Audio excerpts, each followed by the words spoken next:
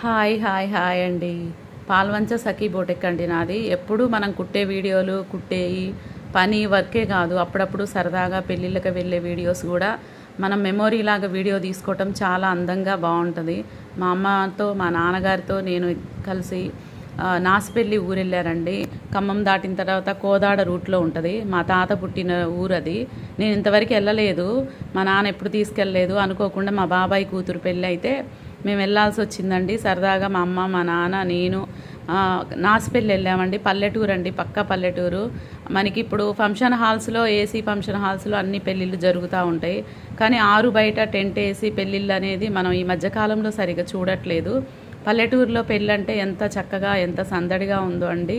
చాలా బాగుంది. నాకైతే చాలా హ్యాపీ అనిపించింది ఆ పల్లెటూరు వెళ్ళడము.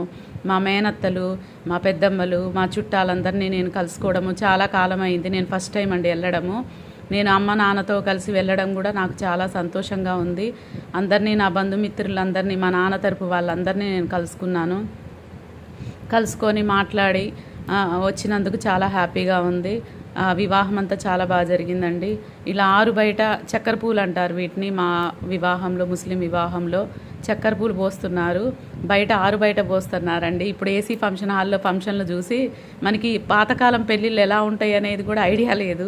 ఇది చాలా నాకు మంచిగా అనిపించింది, హ్యాపీ అనిపించింది. చాలా రోజులైంది ఇట్లా విడిగా చక్కెర పూలు పోయటం అనేది, ఆరు బయట వివాహం జరగడం అనేది మంచిగా అనిపించింది. మా నాన్నండి చక్కెర పూలు పోపిస్తున్నారు వాళ్ళతో. వివాహం అనేది చాలా బాగా జరిగింది. మా పాత బంధువులందరినీ నేను కలుసుకున్నాను. ఆరు బయట ఎండాకాలం అండి వెళ్ళింది, తట్టుకోలేక బయట ఆరు బయట చింత చెట్ల కింద అరుగుల పైన కూర్చున్నామండి. పల్లెటూరులో అరుగులు భలే మంచి ఉంటాయండి. అందరు కూర్చొని ముచ్చట్లు పెట్టాము. ఇది వివాహానికి వెళ్ళొచ్చి కూడా ఒక 1 మంత్ అవుతుంది. వీడియో పెట్టడానికి నాకు బిజీ ఉండి టైం లేక పెట్టలేదండి. తర్వాత మేము ఖమ్మంలో ఆగి జాయ లుకాస్కి వెళ్ళాము. జాయ లుకాస్లో మా అమ్మ మా నాన్నకు చిన్న గిఫ్ట్ కొనిచ్చిందండి. ఆమె కొనియాలని ఆశపడ్డది, కొనిచ్చింది చిన్న గిఫ్ట్ నాన్నకి. నేను ఒకటి తీసుకున్నాను.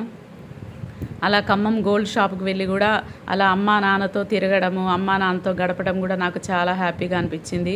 ఎప్పుడు షాపు, ఇల్లు, ఇంకా ఇదే లైఫ్ కాదండి మనకి. ఎప్పుడు బిజినెస్లే లైఫ్ కాదు. ఇలా సరదాగా తల్లిదండ్రులతో కలిసి వెళ్ళడం సంతోషంగా ఉంది.